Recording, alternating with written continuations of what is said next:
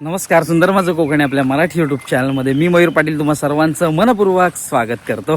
तर आता आपण आलेलो आहोत पोहायला. तिथे जे गोठण एरिया आहे, जो जेमिनी पॉईंट आहे, तिथे आपण आता पोहलो आणि त्यानंतर आपण जातोय त्याच्याच वरच्या बाजूला असलेल्या एक छोट्या धबधब्यावर. अत्यंत सुंदर आकर्षक असा धबधबा आहे आणि जास्त उंची नाही आहे त्याला, पण जो नजारा आहे ना तो कमालीचा आहे. तर तिथे बघूया, कारण आता या आधीचे तुम्ही शॉर्ट्स बघितले असतील तर त्या जेमिनी पॉईंटवर आपण पोहलो. आत्ता जातोय ते आपण त्या धबधब्यावर, अगदी रस्त्यालगतच आहे. पूर्वी कसं होतं, इथे झाडी वाढली होती त्यामुळे तो धबधबा दिसत नव्हता, परंतु आता ती झाडी साफ केली त्यामुळे तो धबधबा अगदी क्लिअर कट दिसतोय. तर दाखवतो तुम्हाला. खालच्या बाजूला तो जेमिनी पॉईंट आहे जिथे आपण पोहत होतो आणि त्याच ओहोळाच्या वरती, त्याच ओढ्याच्या वरती हा धबधबा आहे बघा. इथून पण खूप सुंदर दिसतोय. तर जवळ जाणारच होतो आपण आणि आपली मित्रमंडळी आपल्यासोबत आलेली, त्याने देखील पोहण्याचा यथेच्छ आनंद घेतला आणि आता आपण धबधब्याखाली आलो. हा बघा, अतिशय सुंदर धबधबा आहे. छोटा धबधबा आहे पण खूप सुंदर धबधबा आहे. तर हा मुख्य रस्ता आहे आणि इकडे आगराडी आणि दुर्गवळीवाडीकडे जाणारा रस्ता आहे आणि ह्या रस्त्यालगतच तो छोटा धबधबा आहे. तर इथे सूचना दिलेल्या आहेत, सूचना फलक आहे.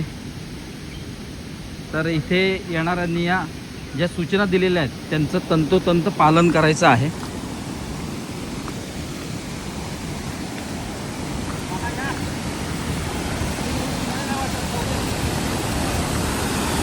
आणि हा आहे तो धबधबा.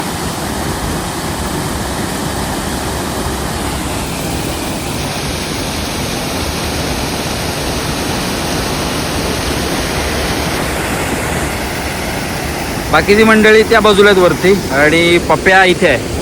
हे पप्प्या जाऊ दे.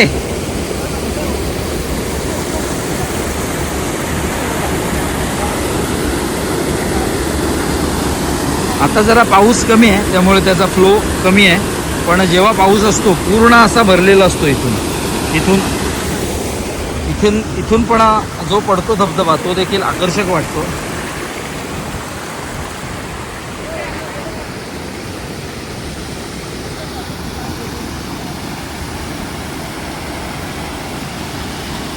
पतू, कम टू कोकण.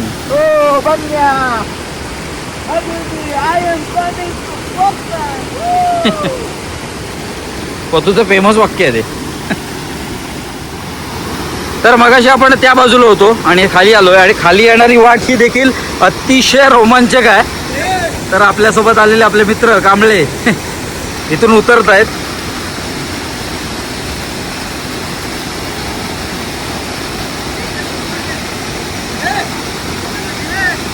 तर इथून असं सावकाश उतरावं लागतं. इथे खड्डा आहे आणि पूर्ण इथे दगड आहेत.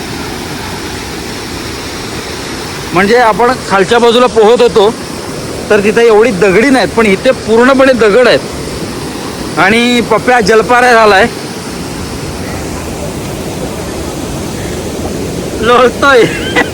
मागाचे खाली खोल पाण्यात पोहत नव्हता पण इथे लोळतोय.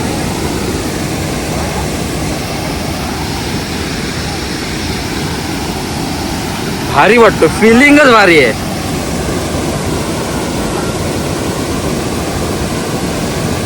जबरदस्त.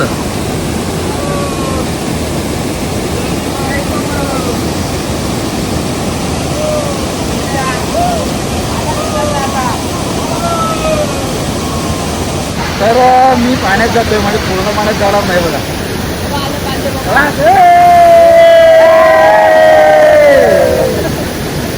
जबरदस्त फिलिंग आहे.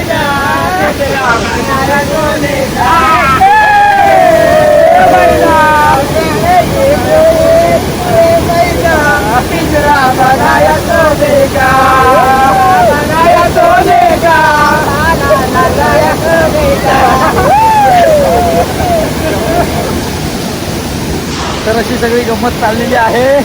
जबरदस्त मजा येते. खूप आम्ही आता मौज मजा करणार आणि नंतर मग घरी जाणार. आणि फिलिंग म्हणजे अजून जो धबधबा दिसतो ना, उंचीला कमी आहे पण खूप सुंदर आहे. आणखीन एक सांगतो, इथं कधी आलात ना तर पूर्ण या दगडी आहे तिथे, या बाजूला पण बघत असाल दगडी आहे, त्यामुळे अतिशय सावकाश जा, सावधानता बाळगा, कारण कुठे इजा होऊ शकते. त्यामुळे जरा सावकाश या आणि या स्थळाचा मनमुराद बडे आनंद घ्या. आणि पतूचे इथे पण उद्योग चालू झालेले आहेत. खेकडा पकडलाय, कडक कडक. पतू खेकडेवाला, खेकडा स्पेशालिस्ट म्हणू शकतो आपण. जिथे जातोय त्या पाणवठ्यावर हा खेकडा पकडतोय. मोठा आहे रे, मोठा आहे. डेंगे दाखव त्याचे, कडक कडक. हो कांबळ्यानू,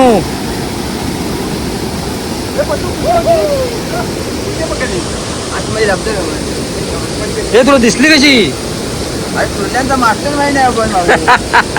नाही कडक, कारण जिथे जातोय तिथे हा कुर्ल्या पकडतोय. स्पेशली पतूसोबत कुर्ल्या पकडायचा, फक्त कुर्ल्या पकडायला येऊ एकदा. खेकडे, कुर्ल्या हा ग्रामीण शब्द आहे, पण त्याला खेकडा हा शब्द आहे. तरी पण तुम्हाला सांगत होतो मी, आतडे घेऊन या, तुम्ही ऐकलंच नाही. पकडायला बरं वेळ झाला, सांगेल आतडे घेऊन 10 फोन केले तरी ऐकलं नाही. तरी पण आपण आतडीची कोंबडी.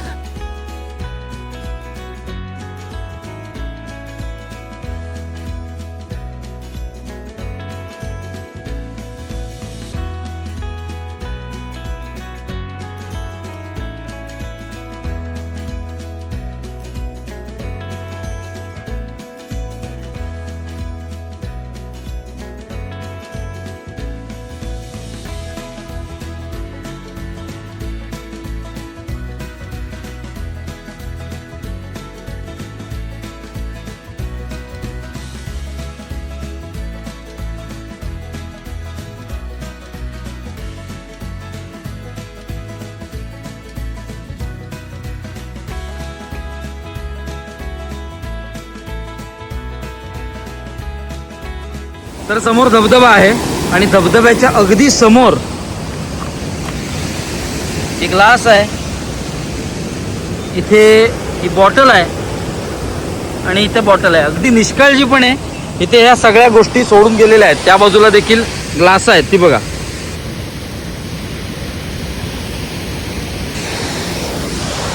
म्हणजे अतिशय निष्काळजीपणे हे सगळं इथं टाकून गेलेले आहेत. दारूच्या बॉटल्स असतील, हे प्लॅस्टिकचे ग्लास असतील, अतिशय निष्काळजीपणा हा इथे दिसून येतो.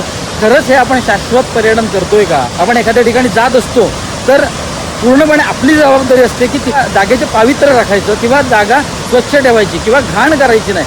तर हे अशा व्यक्ती येतात आणि अगदी बेजबाबदारपणे इथे हे सगळा कचरा करून जातात ना, याची खरंच खंत वाटते. तर या बाजूने आपण आलो आणि वरच्या बाजूला गेलो. धरण आणि जे पोहण्याचा जो ठिकाण आहे जेमिनी पॉईंट, तर तिकडे गेलो.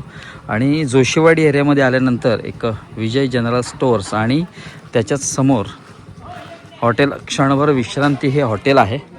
तर इथे छान वडापाव मिसळ मिळते. वहिनी, आपल्याकडे कोणते कोणते पदार्थ मिळतात? मिसळ पाव, कटवडा, पॅटीस, कांदा भजी, बटाटा भजी, वडापाव. आपलं हॉटेल किती वाजल्यापासून किती वाजेपर्यंत चालू असतं? सकाळी 8:30 ते रात्री 8 वाजेपर्यंत. 8 वाजेपर्यंत. आणि आपण ऑर्डरप्रमाणे देतो ना? हो हो. ओके, आता आम्ही ऑर्डर दिलेली आहे वडापावची. तर वहिनी आता हे तयार करून देतात वडापाव, म्हणजे हां गरम गरम देणार आणि तयार केलेले नसतात इथे, अगदी गरम गरम काढून देणार. हे आपले मित्रमंडळी, त्यांना पोहून पोहून भूक लागलेली आहे. पण तुम्हाला वाटतं 5 वडापाव रेटवणार. तर ते हंसराज, आता ओळख करून देतो. ऋतिक, त्याच्यानंतर हंसराज, बाबू, आणि हा इथे प्रथमेश उर्फ पप्प्या, आणि ते प्रथमेश उर्फ पतू, आणि ते कांबळे किंग कांबळे.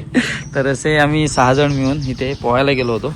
त्यानंतर थोडासा ब्रेक घेतलेला आहे. ब्रेक घ्यायला म्हणण्यापेक्षा पोहून वगैरे आलो. इथे वडापाव खाणार आणि मग इथून प्रत्येक आपापल्या घरी मार्गस्थ होणार.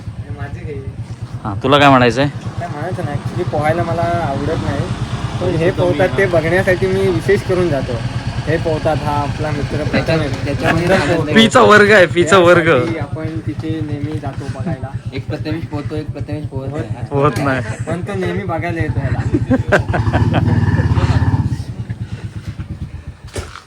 तर आज आपण मित्रांसोबत जेमिनी पॉईंटला गेलो होतो. जेमिनी पॉईंट आणि जेमिनी पॉइंट पण म्हणतात. आणि त्याच्याच वरच्या बाजूला एक छोटासा धबधबा आहे जिथे आपण गेलो आणि आंघोळीचा मनसोक्त आनंद घेतला. खूप छान असे 2 जे ठिकाणं आहेत, अतिशय निसर्गरम्य आणि खूप सुंदर असे ठिकाणं आहेत. अगदी स्वप्नवत देखावा जसा असतो तर तसंच ते आपण एखादं स्वप्न पाहतोय की काय, असे निसर्गाची किमया आपल्याला पाहायला मिळते. खूप पहिला आपण जेमिनी पॉईंटमध्ये पोहलो, यथेच्छपणे पोहलो आणि नंतर मग छोट्या धबधब्यावर गेलो. तर ही जी ठिकाणं आहेत तर मालगुणमधील औचित्यवाडीच्या पुढे गोठण भाग आहे. तर तो जो पॉईंट जेमिनी पॉईंट, तर त्याला गोठण भाग असं पण म्हणतात आणि त्याच्याच वरच्या बाजूला छोटा धबधबा आहे. मस्तपैकी डुंबलो, पोहलो आणि एक जीवनाचा आनंद आपण घेतला. तर असंच आपण मित्रांसोबत जात असतो, मौज मजा करत असतो आणि पोहण्याचा डुंबण्याचा आनंद देखील घेत असतो. आणखीन एक गोष्टीची खरंच म्हणजे खंत वाटते, तर ती म्हणजे तिथे असलेला कचरा. समोरच निसर्गाने मुक्त हस्ताने उधळण केलेलं सौंदर्य आपल्यासमोर आहे आणि त्याच्याच बाजूला मानवनिर्मित कचरा आपल्याला पाहायला मिळतो. प्लॅस्टिक, त्यानंतर मग बॉटल्स असतील, ग्लास असतील आणि जे कुरकुरे त्यांचे पॅकेट्स असतील, तर तिथे अतिशय निष्काळजीपणे तिथे टाकलेले आपल्याला दिसतात. अगदी त्या धबधब्यावर देखील दारूची बॉटल होती. तर हे कुठेतरी थांबलं पाहिजे. तेही जागा आपली आहे आणि आपलं कोकण आपणच स्वच्छ केलं पाहिजे किंवा ठेवलं पाहिजे. कसं आहे, निसर्गाची आपण काळजी घेऊया असं म्हणत असतो, निसर्ग जपला पाहिजे असं आपण नेहमीच म्हणत असतो. परंतु निसर्गाला जपण्याची आपण काहीच गरज नाही, कारण निसर्ग स्वतःची काळजी स्वतःच घेत असतो. मात्र त्यात मानवी हस्तक्षेप होता कामा नये. तर आपण जर कचरा केला नाही तर निसर्ग आपलं काम करतच राहणार आहे. निसर्गाला आपल्या काळजीची काही गरज नाही असं मला तरी पर्सनली वाटतं. पण आपला मानवी हस्तक्षेप निसर्गामध्ये झाला नाही पाहिजे इतकंच. आणि तर एक ठाम निर्धार सगळ्यांनी मनाशी करायचा आहे की अशा ठिकाणी आपण जेव्हा पर्यटनासाठी जात असतो तर तिथे आपल्याकडून कोणता कचरा होणार नाही किंवा त्या जागेचं पावित्र्य आपल्याकडून कसं राखलं जाईल ही जबाबदारी प्रत्येकाची आहे. बाकी तुम्ही फिरा, अगदी यथेच्छपणे फिरा, मनसोक्तपणे फिरा, डुंबा, पोहण्याचा आनंद घ्या. तर असा होता एकंदरीत व्हिडिओ. तर आता व्हिडिओमध्ये तात्पुरता तुमचा निरोप घेतो. भेटू एका नवीन व्हिडिओत एक नवीन काहीतरी घेऊन. तोपर्यंत काळजी घ्या.